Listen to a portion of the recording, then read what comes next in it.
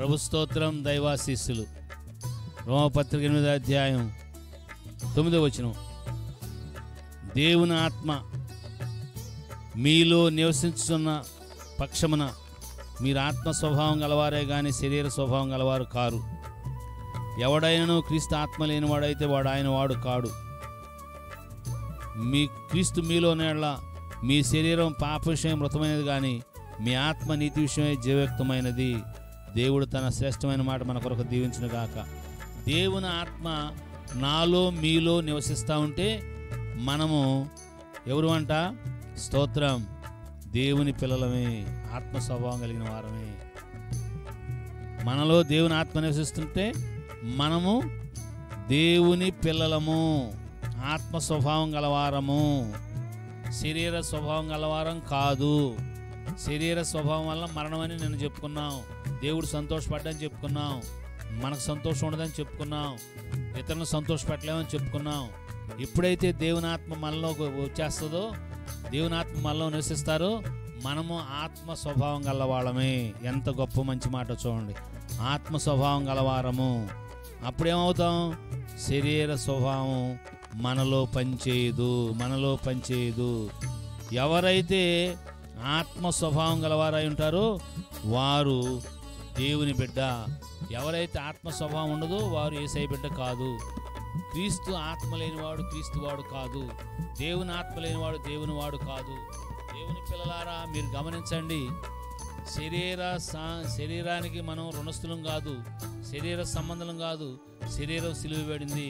ఎప్పుడైతే ఆత్మ సంబంధులుగా దేవుని ఆత్మ మనలో నివసిస్తే అప్పుడు మన ఆత్మ సంబంధులు అవుతాం. అక్కడే ఇంకొక మంచి మాట చెప్పాడు.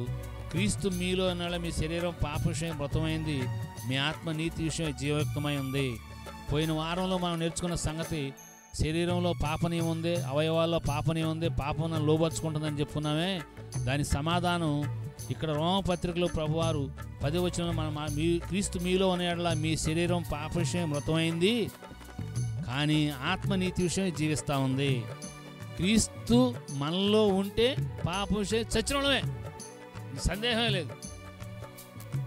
పాపం చేసే వారంగా మనం ఉన్నామంటే యేసయ్య మనలో లేడు, నాలో లేడు, మీలో లేడు. నేను పాపం చేస్తానంటే నాలో యేసయ్య లేడు, మీరు పాపం చేస్తున్న మీలో యేసయ్య లేడు. యేసయ్య మనలో ఉంటే మన శరీరం పాప విషయమే చచ్చిపోయింది. ఇంకేం సమాధానం కావాలి? నేను జీవిస్తుంటే నా శరీరంలో నేను పాపం చేస్తా, యేసయ్య నాలో జీవిస్తే చచ్చినవాడని, పాప విషయం చచ్చినవాడని. పోయిన వారానికి మీకు సమాధానం దొరికింది, కానీ ఈవేళ ఇంకా అత్యున్నతంగా దేవుడు సమాధానం చెప్తున్నాడు.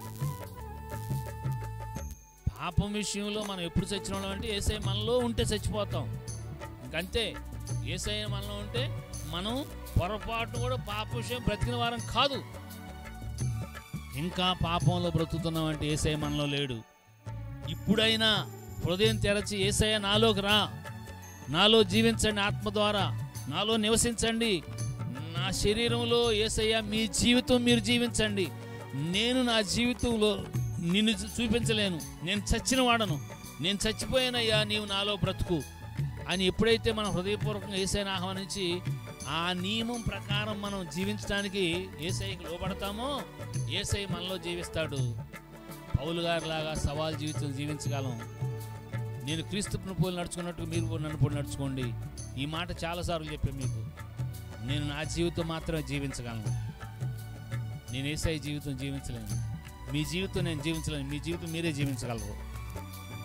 మనలో మన జీవితం కాకుండా యేసయ్య జీవితం, యేసయ్య జీవించాలంటే యేసయ్యే జీవించాలి. మనలో యేసయ్య జీవితం రావాలంటే యేసయ్యే జీవించాలి, మన వల్ల కాదు. అది రోమపత్రిక 8వ అధ్యాయం 9-10 వచనాల్లో ప్రభు మనతో మాట్లాడుతున్న మాట. నేను జీవించే జీవితం నాది కాదు, నా నిమిత్తం పానార్పణంగా పోయబడిన ప్రభు యేసుక్రీస్తు వారిదని భక్త పౌలు గారు గలతీ పత్రిక, ఎఫెసీ పత్రికలో, కొలసీ పత్రికలో, ఈ పత్రికలన్నింటిలో ఎక్కువ కాన్సన్ట్రేషన్ ఈ మాటల మీద ఉంటాయి. దేవుని పిల్లలారా, అస్సలు మనం జీవించే జీవితం మంది.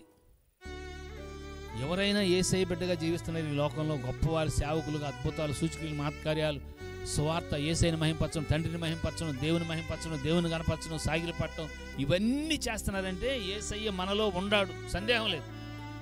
ఆత్మ ద్వారా యేసయ్య మనలో జీవిస్తున్నాడు. పౌలు గారు చిత్రవద చేయబడినా కానీ, సంతోషంగా ఆనందంగా పనార్పణగా పోయబడుతున్నా కానీ యేసయ్య కొరకు జీవించాడంటే అది పౌలు గారి జీవితం కాదు. అది పౌలు గారి శరీరంలో యేసయ్య జీవించాడు. మన శరీరంలో యేసయ్య జీవించాలి, అది గొప్ప సంగతి. అలాగున మనం యేసయ్యకు అప్పగించుకుందాం గాక. యేసయ్య మనలో నివసించి యేసయ్య జీవితం ప్రత్యక్షపరచినట్లుగా ఆత్మదేవుడు మనకి బుద్ధి జ్ఞానములు దయచేయును గాక. Thank you and God bless you.